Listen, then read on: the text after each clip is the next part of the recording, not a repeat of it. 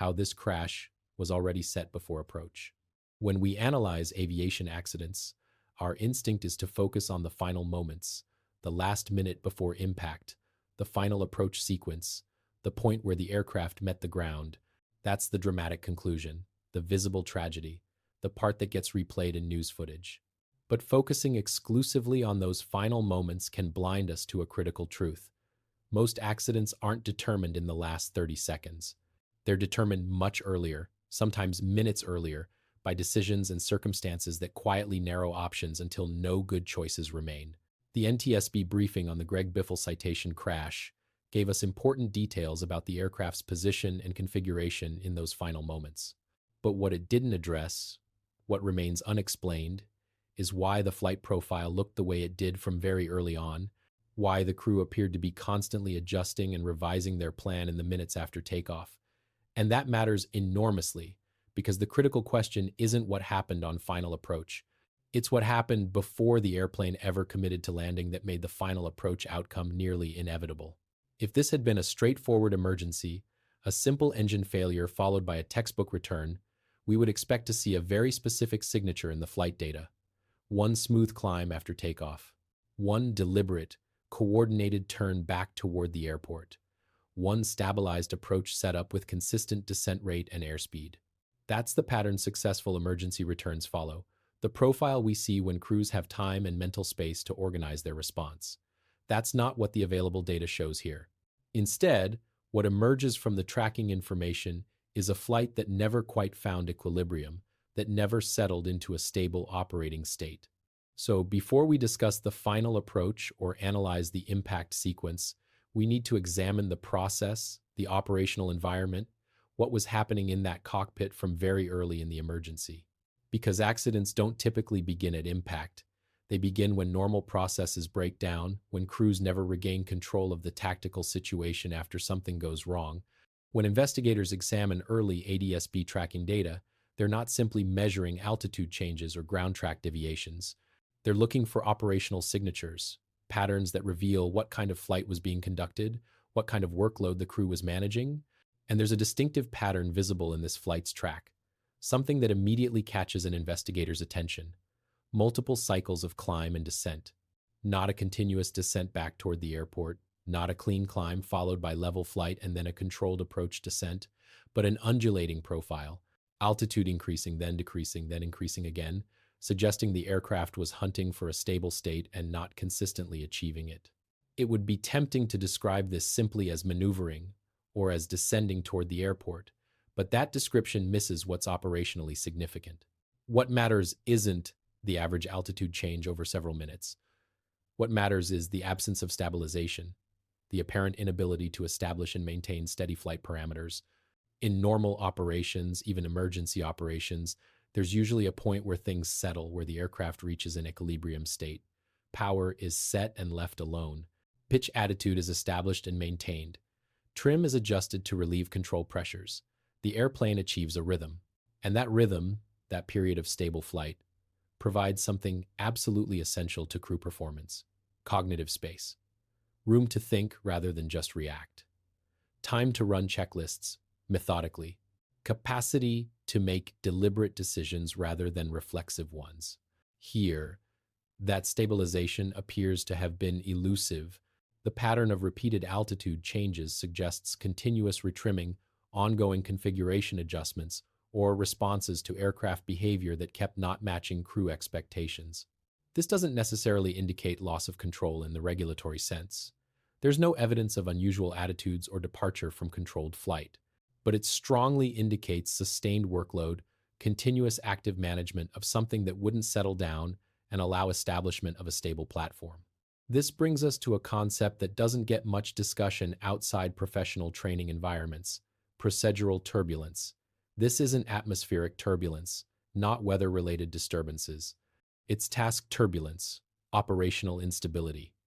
It occurs when ambiguous indications, unclear performance, or unexpected aircraft responses prevent a crew from ever achieving a clean operational state.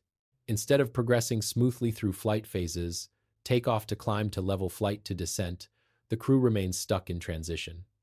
They never complete one phase before the next begins. They're perpetually in between states, constantly adjusting, never reaching equilibrium. Transitions are inherently high workload.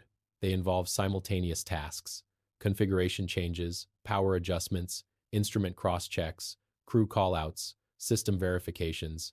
This is manageable when transitions are brief, when they resolve into stable flight within seconds or a minute. It becomes hazardous when transition persists indefinitely, when the unstable state continues for minutes without resolution. And that's the critical insight here. Accidents don't always begin with dramatic failures. Sometimes they begin with failure to regain normal rhythm after an upset, failure to reestablish that stable operational platform. When the airplane never settles, crew workload never decreases. Every moment requires active management. Even without dramatic events, without cascading failures, there's continuous adjustment, continuous reevaluation of whether aircraft behavior matches expectations. This matters because the crew is depleting reserves continuously: cognitive margin, attention capacity, mental bandwidth. The psychological resources needed to handle the next problem, catch the next error, make the next good decision, those resources drain away without being replenished by stable flight phases. And critically, all this is happening before any commitment to a landing approach, before final configuration, before the traditionally recognized high-risk phases. So when we later observe what might appear to be rushed decisions or questionable configuration timing, we should remember the crew may have already been operating at diminished capacity for minutes, without ever getting the breathing space that stable flight provides. This isn't about the final approach. It's about what came before, a departure that never resolved into steady, organized flight. If you're finding value in this kind of detailed analysis, if you want to understand the human factors and decision chains that shape accident outcomes, please subscribe to this channel. We examine aviation accidents at a deeper level than typical coverage, focusing on the cognitive and systemic factors that matter most. Hit subscribe and enable notifications so you don't miss future breakdowns. Now let's discuss planning, but not in terms of runway selection or approach procedures. Let's talk about plan stability, about how many different intentions were apparently in play. Early in the return sequence, the flight track suggests alignment toward one runway, apparently preparing for an approach in a specific direction. Later, this plan appears abandoned. The aircraft turns significantly, apparently now targeting a different runway. Then another change, repositioning for yet another approach path. These facts alone don't indicate error. Plan changes are common and often appropriate. Conditions change, information updates, better options emerge. The issue isn't that plans changed. It's the frequency and context of those changes. From a cognitive perspective, this suggests the crew wasn't executing one coherent plan. They were replanning continuously while airborne, revising their approach while simultaneously flying, navigating, and managing systems. And each plan revision cascades into new questions that demand immediate answers. Does current configuration still make sense? Should we continue this turn or modify it? Do we need to brief the new plan? Have crew roles changed? Who handles radios now? These questions don't queue politely. They arrive simultaneously, competing for limited attention. This is why decision churn matters as a safety factor. Each plan change generates new configuration decisions, new timing considerations, new coordination requirements. It adds pressure because the aircraft doesn't pause while you reconsider. It keeps moving, getting closer to terrain, demanding continuous active control. And it multiplies coordination demands because both crew members must share understanding of what the current plan actually is, where they're going, how they'll get there, what speeds and configurations they'll use. What's crucial to understand? This isn't about runway geometry or whether opposite direction landings are inherently unsafe. This is about decision fragmentation, about how cognitive load behaves when plans are unstable. With one stable plan, even a complex one, workload can be divided effectively between crew members. Roles are clear. Tasks can be prioritized logically. Checklists execute in sequence. There's structure. But when plans change continuously, workload multiplies non-linearly. Tasks overlap temporally. Some get deferred because there's no bandwidth now. Others get rushed because they should have been completed under the previous plan. Task dependencies become unclear. And here's what makes this insidious. This can happen even with calm, professional, highly trained crews. Plan churn increases workload faster than any single task because replanning itself consumes the resource that enables good execution: attention. When you're constantly making strategic decisions about what to do, less capacity remains for tactical execution of any particular plan. By the time the aircraft reached its final approach, the crew may already have been behind the airplane mentally, not from panic or incompetence, but from managing continuous change without consolidation time. That's why this matters for understanding outcomes. Not because any single plan was wrong, but because continuous replanning quietly eroded cognitive margin long before final approach began. There's a phase in abnormal operations that rarely appears clearly in data: the gap between recognizing something is wrong and understanding what is wrong. This interval likely occurred very early here, after takeoff but before any stable return pattern emerged. It's important because this is often where well-intentioned decisions begin narrowing options rather than preserving them. After abnormal events, crews don't always get clear, unambiguous alerts identifying exactly what failed. Modern warning systems are sophisticated, but they can't always immediately diagnose complex or unusual failures. More often, crews get partial cues: unexpected vibration, slightly degraded performance, control pressures that feel wrong, instrument parameters trending abnormally but still within limits. None of these individually demands specific action, but collectively they signal something has changed. That ambiguity makes this phase cognitively demanding. Investigators will examine whether the crew faced ambiguous information early, signals that something had changed without clarity on what or how severe. In that environment, crews often feel pressured to act before fully understanding the situation. Returning to the airport feels conservative, safe, reversible, but initiating a return can commit the flight to a high workload path before critical foundations are established.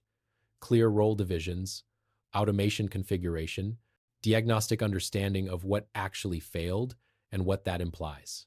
Once return is initiated, the aircraft keeps moving.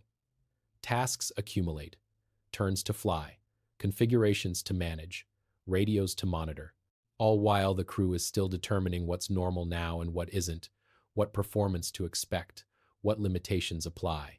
The key point isn't urgency, it's timing. Early action before diagnosis can lock crews into task sequences that leave no room to slow down later. If this happens before roles are divided or automation engaged or the problem understood, task saturation can develop gradually without obvious overload. From outside, it looks professional and prompt. From inside, it can feel like building a plan while executing it, thinking and doing simultaneously when you need to think first. That's why this diagnostic gap matters. It's often where options begin narrowing, where margins start eroding, long before anyone realizes how constrained things have become. Now let's discuss configuration, not as landing preparation, but as energy commitment. In training, configuration changes are treated as procedural steps: gear down, flaps extended, boxes on a checklist. But in jets, configuration changes aren't passive. They actively reshape the aircraft's energy state, its ability to climb, accelerate, or arrest descent in ways that aren't always intuitive, especially under abnormal conditions. Gear and flap extension increase drag substantially. That's expected and intended. What's less obvious is how quickly that drag can eliminate climb authority or glide performance, particularly if the aircraft already has degraded performance or reduced thrust margins. Investigators will examine whether configuration occurred when the aircraft still needed flexibility, still needed options to climb or go around. This isn't about accusing anyone of configuring too early. It's about understanding how each configuration choice may have incrementally removed options. Once gear is down and flaps extended, the aircraft becomes more honest. It will do exactly what physics allows, no more. If additional thrust or pitch doesn't produce expected response, there may be no configuration left to reverse without significant altitude that may not exist if you're already low. Here's the subtle distinction: an aircraft can be perfectly aligned, perfectly controlled, even feeling stable to the crew, yet unable to arrest descent once fully configured. This doesn't require dramatic failure or loss of control. It only requires an energy state that's been committed with no margin remaining. This is why configuration isn't just preparation, it's decision. And like many aviation decisions, it's often irreversible once made. You can't quickly retract gear and flaps at low altitude and low speed without creating other risks. Investigators won't assume configuration timing caused the outcome, but they'll ask whether timing aligned with actual aircraft capability at that moment, because once configuration locks in drag, options narrow sharply. If that happens while crews are managing other tasks, recovery windows can close silently without warning. This isn't visual illusion or loss of control. It's energy management, an issue that can exist even when everything looks orderly. These are the hardest accidents to understand because there's no dramatic moment where things obviously went wrong, just gradual erosion of options until none remain. This accident ultimately won't hinge on weather, runway selection, or final seconds. It will hinge on how quickly complexity accumulated and how little margin remained once it did.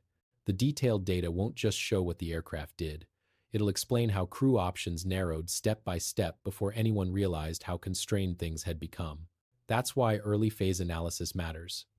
Not to assign blame or guess outcomes, but to understand how reasonable decisions under evolving conditions can quietly stack until maneuvering room disappears. As more information emerges, we'll revisit with the same discipline, separating what we know from what we think, always focused on learning enough to reduce the next risk. Thank you for watching. If this analysis provided value, please subscribe for more in-depth accident breakdowns that examine the human factors and systemic issues behind aviation tragedies. Your support enables this work to continue,